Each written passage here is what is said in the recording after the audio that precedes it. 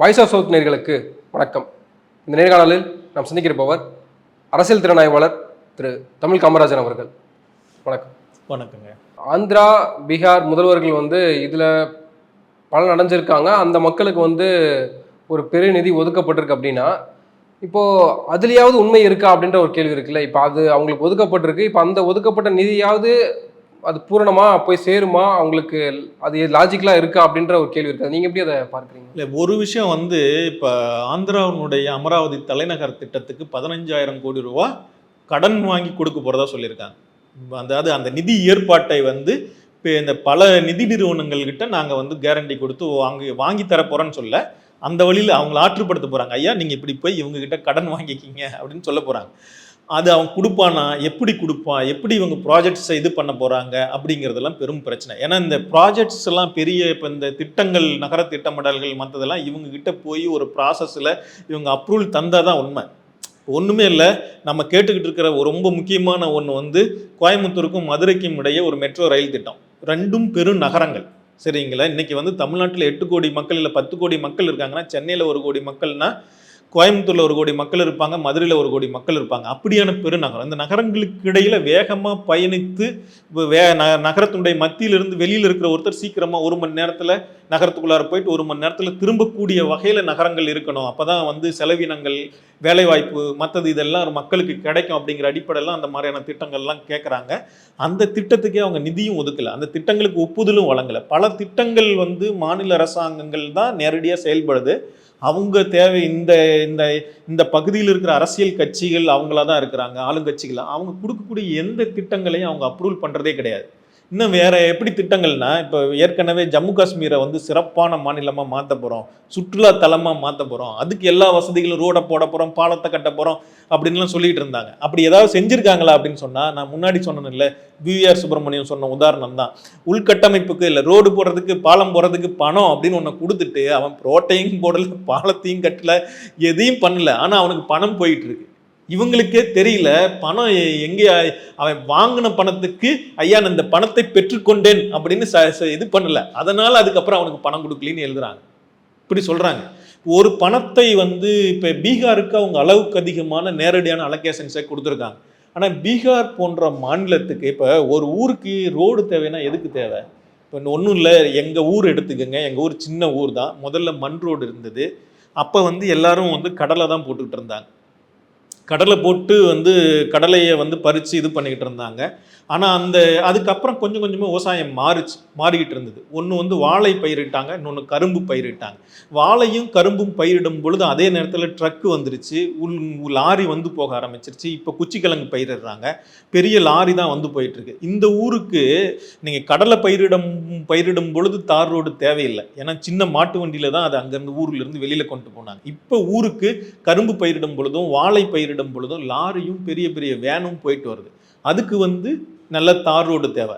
அதன் பயன்பட்டால் தான், அதனுடைய பிரயோஜனம் இருந்தால் தான் அது மக்களுக்கு, அந்த மக்களுக்கு மற்றவங்களுக்கெல்லாம் இதாக மாறும். நீங்கள் வெறும் ரோட்டை மட்டும் போட்டு வச்சுக்கிட்டு இருந்தால் முன்னேற்றம் வந்துருமா? அவனுக்கு வாழை பயிரிடுறதுக்கு கடன் கொடுக்கணும், இல்லை கரும்பு பயிரிடுறதுக்கு கடன் கொடுக்கணும். அந்த கரும்பை வாங்கிட்டு திரும்ப அவனுக்கு பணம் கிடைக்கிறதுக்கு ஒரு நிறுவனம் என்ன, ஒரு சர்க்கரை ஆலை பக்கத்தில் இருக்கணும். 10 கிலோமீட்டருக்குள்ள 20 கிலோமீட்டரில் சர்க்கரை ஆலை இருக்கணும். நீங்கள் சர்க்கரை ஆலை கட்டி வச்சுட்டு கரும்பு பயிரிட்டு இப்படி எல்லா வசதி வாய்ப்புகளையும் ஏற்படுத்தினீங்கன்னா தான் அதனால பிரயோஜனம் இருக்கு. சும்மா நான் ரோட்டை மட்டும் எல்லா இடத்துலையும் அப்படின்னு சொன்னால் ஏதாவது பிரயோஜனம் இருக்கா? எல்லா இடத்துலையும் பாலத்தை மட்டும் கட்டுறேன் அப்படின்னு சொன்னால் அந்த பாலத்தை கட்டுவதில் அந்த மக்களுக்கு மேலே ஏதாவது ஈர்ப்பு இருக்குமா, கவனம் இருக்குமா? நம்ம ஊரில் ஒரு பாலம் கட்டி இடிஞ்சு போயிட்டுனா பெரிய போராட்டம்லாம் நடக்குது. என்னையா பாலத்தை கட்டுனீங்க அப்படின்னு கேட்குறாங்க. ஆனால் பீகாரில் பாலம் கட்டுறாங்க, வெள்ளம் வருது, பாலம் வெள்ளத்தோடு அடிச்சுக்கிட்டு போகுது. யார் ஒருத்தரும் ஒரு கேள்வியும் கேட்கல. ஏன்னா மக்கள் அதை பற்றி பெரிய அக்கறையே படலை. இந்த மாதிரியான பிரச்சனை இருக்குது. பீகாருக்கு ஒதுக்கப்படுற நிதிகள் எல்லாம் இந்த பெரும் உள்கட்டமைப்பு துறைகளில், மற்ற துறைகளில் செயல்படக்கூடிய கட்டுமான நிறுவனங்கள் மற்றதெல்லாம் இருக்குல்ல. இப்போ அம்பானி தான் எல்லாத்தையும் ஒட்டுமொத்தமாக டெண்டர் எடுத்துகிட்டு இருக்காரு. அவருக்கு தான் லாபமாக இருக்கும். நீங்கள் நம்ம ஊர்லேயே எல்லாருக்கும் கண்ணுக்கு தெரிஞ்ச விஷயந்தான், இந்த சாலைகளில் சுங்கவரி வசூலிக்கிறதுலேருந்து மற்ற சாலை போடுறதுலேருந்து அம்பானி நிறுவனம் முன்னாடியும் பெரிய பெரிய டெண்டர்லாம் எடுத்தாங்க. அவங்கக்கிட்ட மற்றவங்களாம் உள் டெண்டர் எடுத்து ரோடு போடுவாங்க. இதுதான் நடந்துகிட்டு இருக்கு ஒரு கன்ஸ்ட்ரக்ஷன் இதில். இப்படி பெரும் கார்ப்பரேட்டுகளுக்கு தான் இந்த பெரும் ஒரு நிதியை ஒரு பக்கமாக ஒதுக்கி கொடுக்கறது பிரயோஜனமாக இருக்குமே ஒழிய, அந்த மக்களுக்கு எந்த அளவுக்கு அது பயனுடையதாக இருக்கிறது என்பது பற்றி அவர்கள் எந்த கவலையும் படல.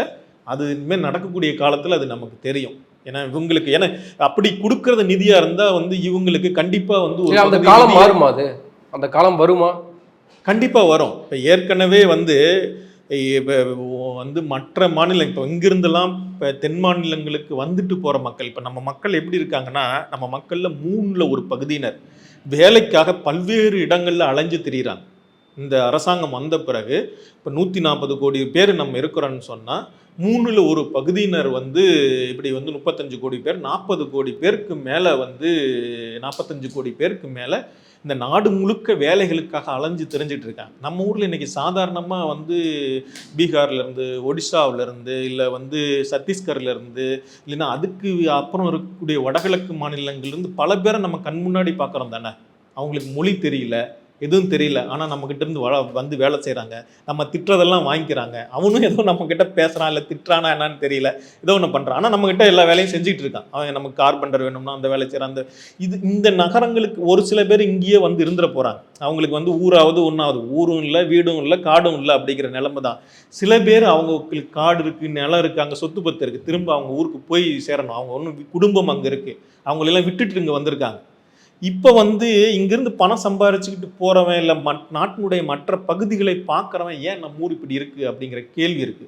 இதெல்லாம் இந்த கேள்விகள்லாம் எழுந்ததுனால தான் உத்தரப்பிரதேச மாநிலத்தில் இந்த முறை வந்து பிஜேபிக்கு அவ்வளோ பெரிய தோல்வி. இப்போ பிஜேபி பற்றி, உத்தரப்பிரதேச மாநில தேர்தல் பற்றி, தேர்தலுக்கு முன்னாடி நாடாளுமன்ற தேர்தல் அப்போ அதுக்கு முன்னாடி என்ன, அங்கே வந்து யோகி நல்லா பாலம் போட்டுட்டாரு, நல்லா ரோடு போட்டிருக்காரு. இந்த பாஜக காரங்கெல்லாம் அந்த ரோட்டில் அப்படியே சோத்தை போட்டு குழச்சி சாப்பிடணும் போல இருக்குது அந்த ரோடெலாம். இங்கே என்னங்க வளர்ச்சி, அங்கே தாங்க வளர்ச்சி இருக்குது, அப்படி இப்படிலாம் உருண்டா விட்டுட்டு இருந்தாங்க.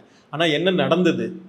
அவங்களுக்கு ஓட்டு போடலை. அதுக்கு வந்து அவங்க ரொம்ப ஸ்ட்ராங்காக ஒரே நேரத்தில் இப்படி வந்து ஒரு சில வந்து திட்டங்கள், மக்கள் பயனுடக்கூடிய ஒரு சில திட்டங்களையும், இன்னொரு பக்கம் ரவுடிகளை ஒடுக்கிட்டோம் அப்படிங்கிற ஒரு இதையும் இமேஜையும் கட்டி எழுப்பி, இவர் தான் வலிமையான தலைவர், இவருக்கு தான் நீங்கள் ஓட்டு போடணும் அப்படிங்கிற மாதிரியான ஒரு சூழல் தான். பிஜேபி தான் சிறந்த கட்சி, பிஜேபிக்கு தான் ஓட்டு போடணும் அப்படிங்கிறத உருவாக்குனாங்க. அது கிடைக்கும்னு கூட அவங்க எதிர்பார்த்தாங்க. ஆனால் அப்படி நடக்கலையே.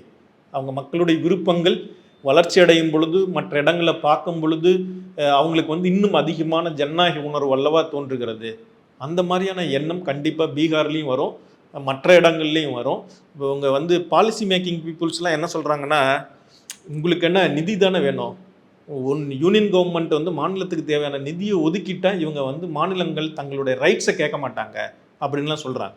ஆனால் இன்னைக்கு பீகார் வந்து இவ்வளோ நிதி ஒதுக்கியிருக்காங்கல்ல, அவர் வந்து நிதி ஒதுக்கின பிறகு நிதிஷ்குமார் வந்து ஒரு அறிக்கை வெளியிட்டிருக்காரு. என்ன தெரியுங்களா சொல்லியிருக்காரு?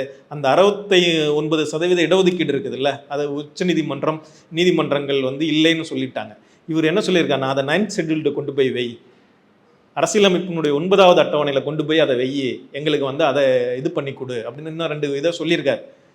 அவர் நிதி மட்டும் பிரச்சனை இல்லை, மாநிலத்துக்கான உரிமைகள் அப்படிங்கிறது பெரும் பிரச்சனையாக கிளர்ந்து எழுந்து வருகின்றன. இது வந்து பெரும் பிரச்சனையாக மாறும். அப்படியான கேள்விகள் ஒன்றிய அரசாங்கத்தின் மீது எழும். நன்றி. பொறுத்திருந்து பார்ப்போம். நிறைய விஷயங்களை தெளிவுபடுத்திருக்கீங்க. உங்கள் நேரத்துக்கு மிக்க நன்றி. ரொம்ப நன்றிங்க.